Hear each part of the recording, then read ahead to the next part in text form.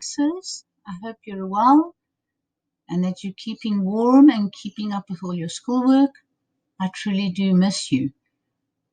Here is your video lesson regarding subject and object in a sentence.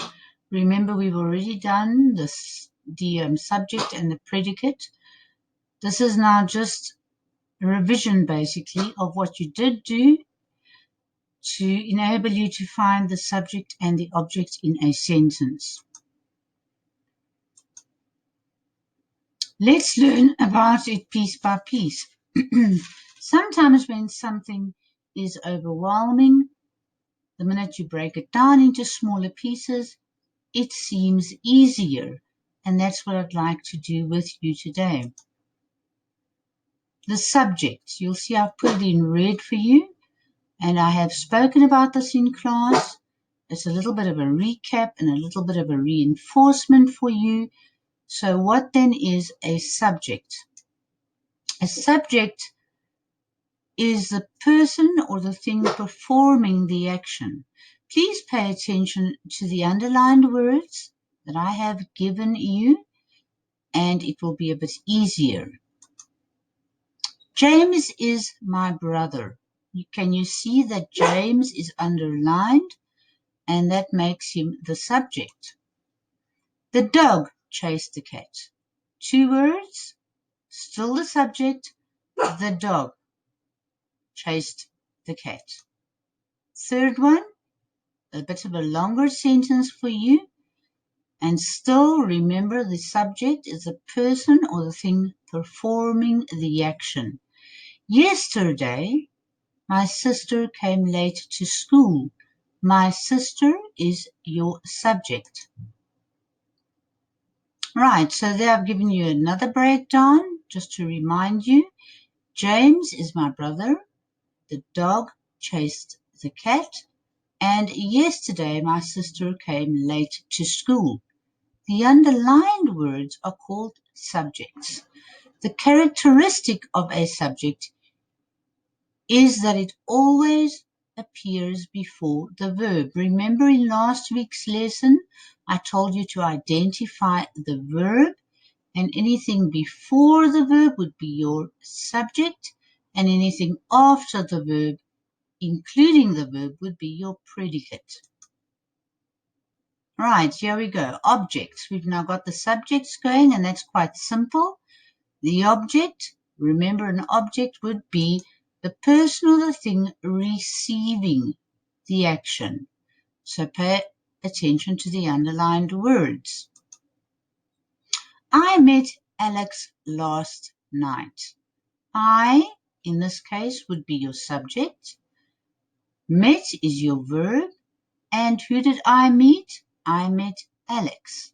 So Alex would therefore be the object receiving the action of being met. The principal came to me yesterday. Be careful now. The principal is your subject. And what did the principal do? He came to me. Remember that me is a pronoun, but it still remains your object. The mother was looking for her children. The mother, subject. What was she doing? She was looking.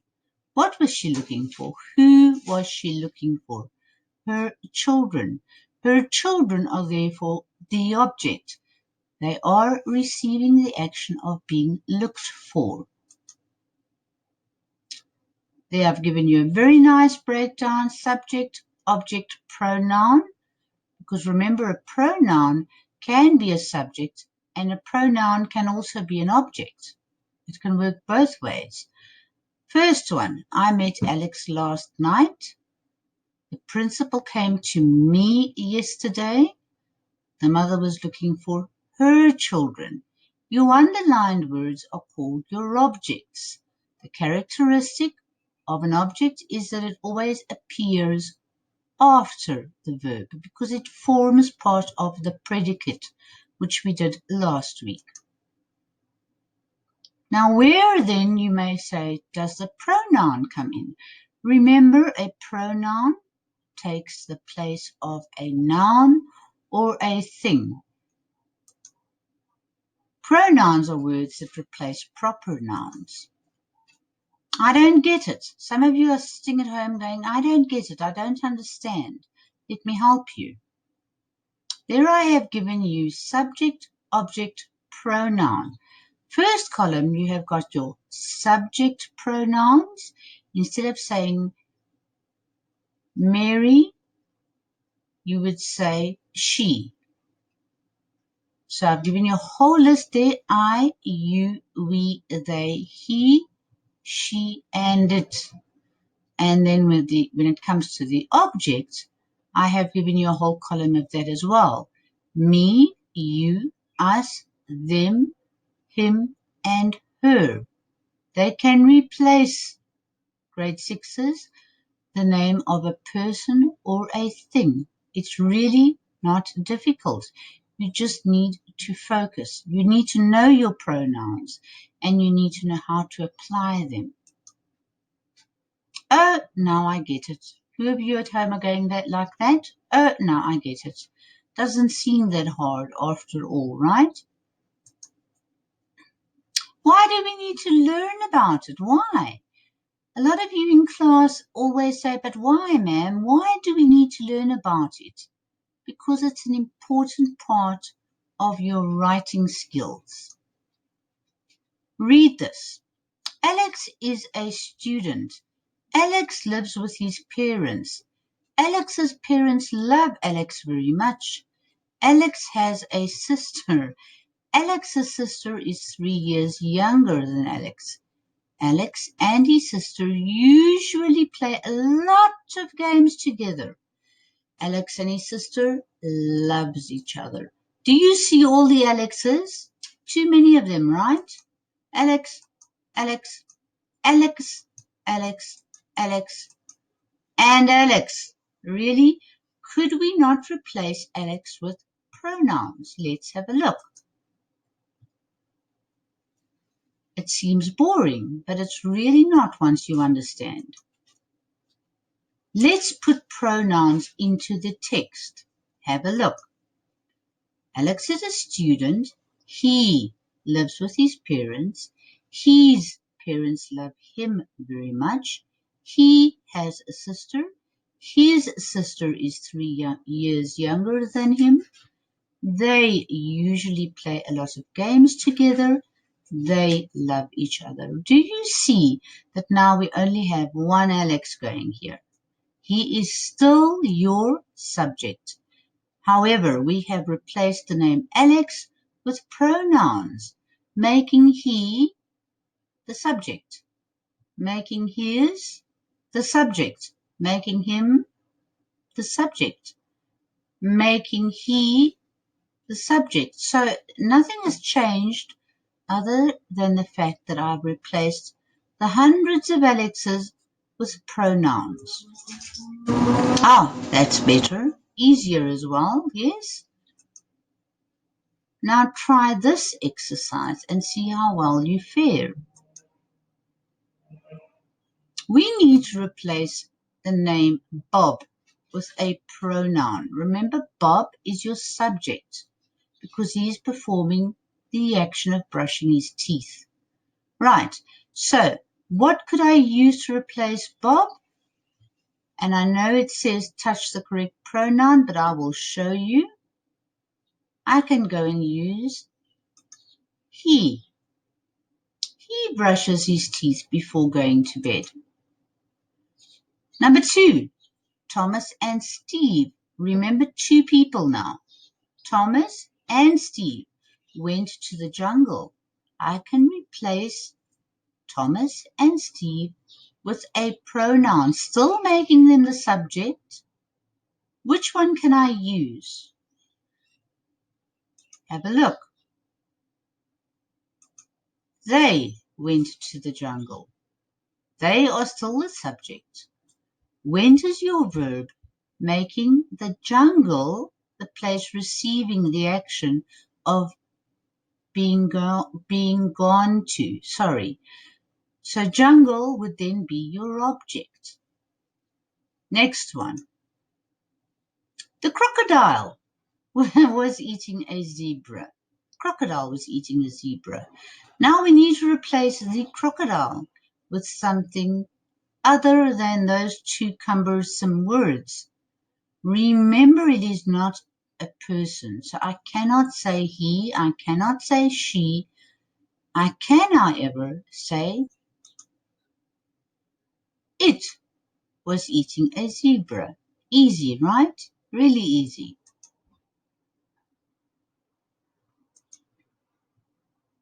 Mom and I watched Trolls.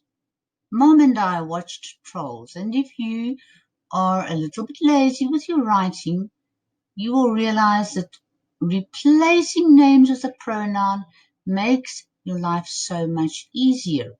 All right, so I cannot say he, I cannot say she, because it is, again, two people. Mom and I, two people. So I need to choose a pronoun which includes both of them. And I think that that one would work. What do you think? No. What about we? Yes, we watched Trolls. Cindy lives in the city, and I'm going to show you, grade sixes, how you can eliminate to make your life easier. And you'll see every time I touch on a pronoun which is incorrect, nothing will happen. So let's go. Could I say he? Nope, because he is a male to start with. Could I say it? No, because Cindy is a living being. Could I say they? No, because Cindy is only one person. Could I say we? No, it remains to be the word she. She lives in a city. Easy, okay? Remember that if you're unsure, try the process of elimination. Your ears, I always tell you in class that your ears will tell you whether you're right or wrong. You need to say it aloud for yourself. And you will hear immediately, nope, that does not fit. It's the incorrect one. Number 6, the teacher was angry with Jessie and me. Now, be very careful because the teacher is actually the subject and her verb, she was angry. Who is she angry with? Jessie and me. They are receiving the action. Let's use elimination again. Him. No. Her. No. It. No. Them. No. But if I say the teacher was angry with Jessie and me, and then I replace it by saying the teacher was angry with us, it makes perfect sense. How easy is that? You thought it would be difficult. It actually isn't. Yesterday, I saw Mike. I'll use elimination again. Yesterday, I saw us. No. Yesterday, I saw them. No, because Mike is one person. Yesterday, I saw it. No, because Mike is a living, breathing being. Yesterday, I saw her. No, wrong gender, because Mike is a boy. So then I would say, yesterday I saw him. And there you go, it makes perfect sense. Number 8, where did you buy the skateboard? Remember, a skateboard cannot breathe, it cannot speak, it can move with the help of a human being, but it is an inanimate object. So I will use the process of elimination again for you. Let's have a look. Where did you buy us? No. Where did you buy them? No. Where did you buy it? Yes, perfect tense. Number 9. I always obey my mother. I certainly hope you always obey your mother, especially now when it has been a turbulent time. Elimination. Remember, mother is a female figure. So, would him work? No. Would it work? No. Would them work? No. Would us work? No. What about her? Yes, works well. I always obey her. Number 10. We are looking for Celine and Tasia. 2 people. Celine is your first one. Tasia is your second one. So it's plural. It's more than one person. So could I say it? No, because they can certainly breathe and move. They are human beings. Could I say us? Remember, it's we that are looking. So would us work? Not a chance. What about him? Him is a male figure. Would it work? Nope. Would her work? Her is only one person. Would it work? Nope. So then it would be them. We are looking for them. Yes, cool beans. It works perfectly well. All right, grade 6s. That's me for the day. I hope you enjoyed this. Be sure to watch it and re-watch it if you are uncertain. Bye-bye now. Keep well.